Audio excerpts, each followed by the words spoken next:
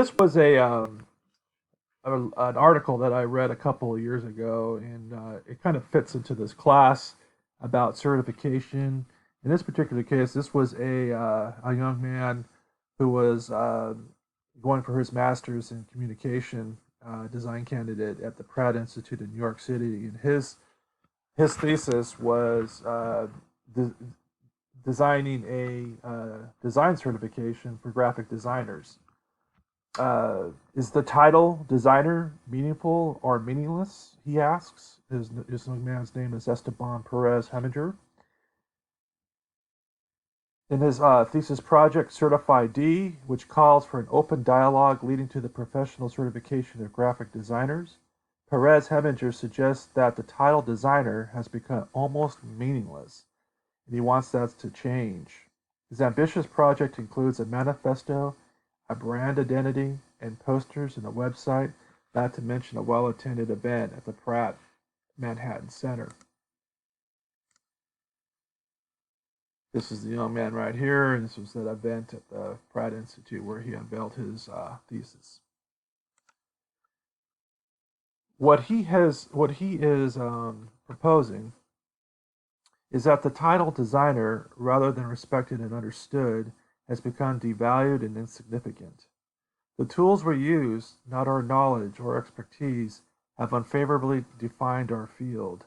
Design's focus on problem solving and creative thinking has been displaced as a needless expendability by the prevalent notion that anybody can do it. Tools rather than problem solving and creative thinking drive the field.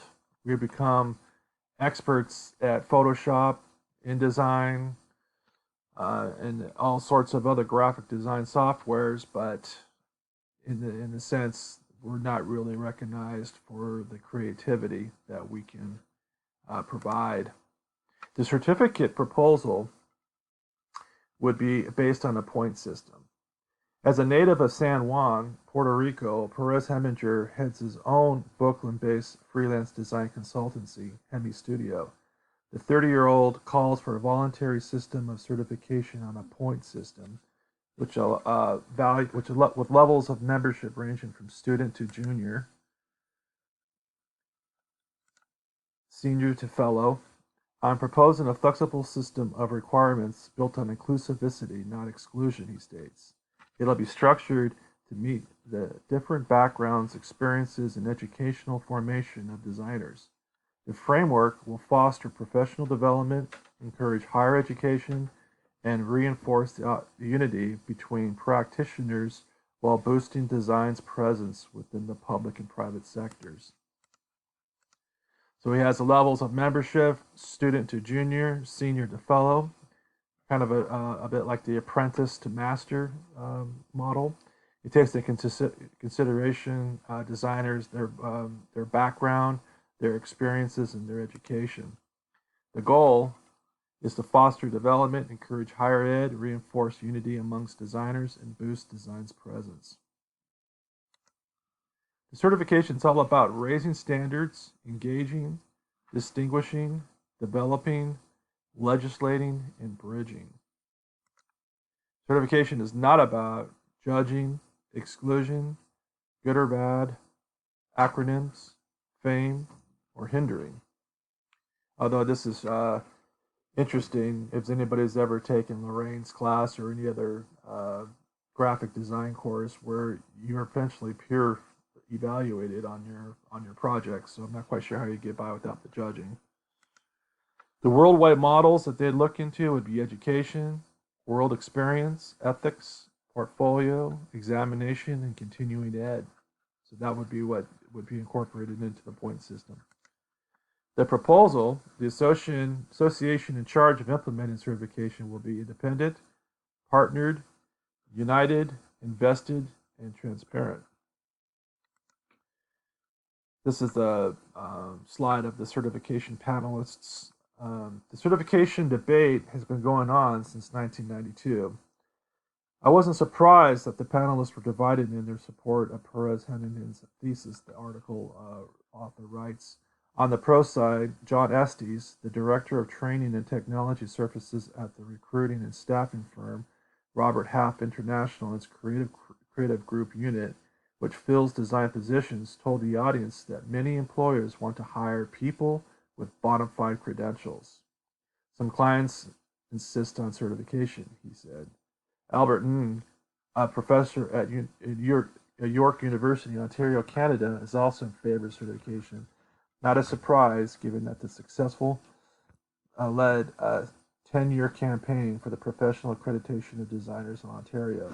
So this is telling us that our degrees um, in Cal Poly or in any other higher education school, that is not proof enough of our competency. We need to have a certification. No one spoke about the founding of the RGD, the Registered Graphic Designers Designation and Organization, which he described as a place for the next generation, so designers will be respected. The proud adjunct Professor Tom Dolle suggested that certification could weed out unprofessionals who contribute to our world's visual chaos. 80% of the world is filled with crap, he said, to laughter and applause. Certification could weed out unprofessionals. Here's the audience clapping. The FedEx example that they gave in the article is about a restaurant Impossible. So what happened was this conversation at this event got livelier when it was open to audience comments and questions. The Pratt professor Alisa Zamir suggested that the time for certification is right, recalling how she and other designers once marched through the streets of London demanding the title graphic designer rather than commercial artist. I took the mic and described a TV show I'd watched the night before. This is the author of the article, Restaurant Impossible, in which the owner of a failing restaurant is told by the impresario host Robert Irvine that she needs new menus and signage. All she has to do is upload her logo to FedEx office. And the show sponsor, which was the show sponsor, she says, "I can do that," she exclaims, only after moments after being chided by Irvine for not being able to get a decent French fry on the plate. And in the next scene, the FedEx office truck rolls up and delivers 300 menus and a truckload of large-scale indoor and outdoor signs. There was no suggestion that a designer was involved or even needed. The Alan Shapiro, who is this author's article, who all these quotes are being attributed to, she says graphic designers must be able to demonstrate that we are not mere layout artists and page decorators. We have to offer more. But in order to do so, many designers have to learn more. The quality of design education is uneven at best. We need to set standards, provide educational materials and seminars and testing, which may help fill the gap between what's taught in schools and what's needed in a truly competent profession. So, again, this is telling us that, do we agree on this, that we need to have this professional certification program because what's being taught at GRC and what's being taught at schools and higher ed is just not enough. We need to have some kind of a certification body saying that this person, particularly you, is capable, competent, ethical, and thus is awarded a certificate that you'd get like if you were an architect or if you were um, uh, a lawyer or some kind of a professional body would be certifying you. Graphic designers, thus, do we need to have certification? In this kind of like zeitgeist we're living here now, where it's DIY, everything's do it yourself. So design is open. Everyone is free to do it.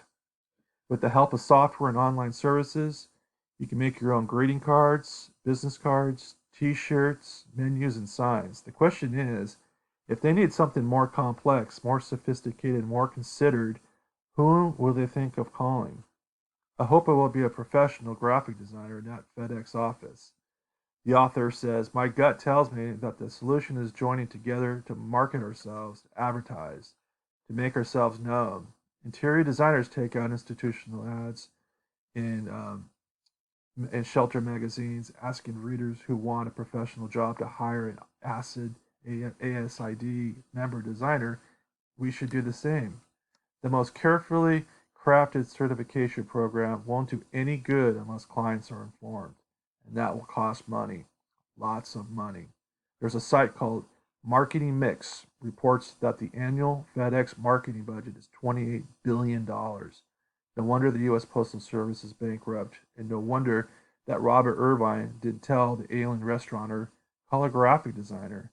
The messages that are put out there by our powerful competition, by companies like FedEx Office, and by the crowdsourcing sites like 99designs.com and Square that dominate Google searches for designers, have obliterated our voices.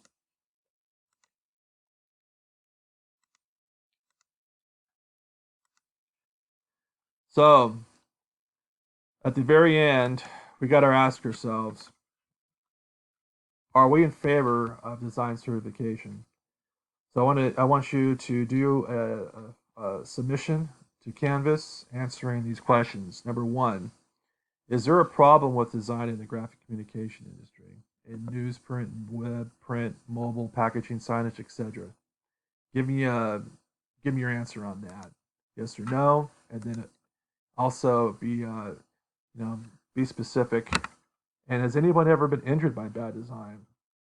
We have already kind of answered that with Hawaiian missile crisis, but yes, it has.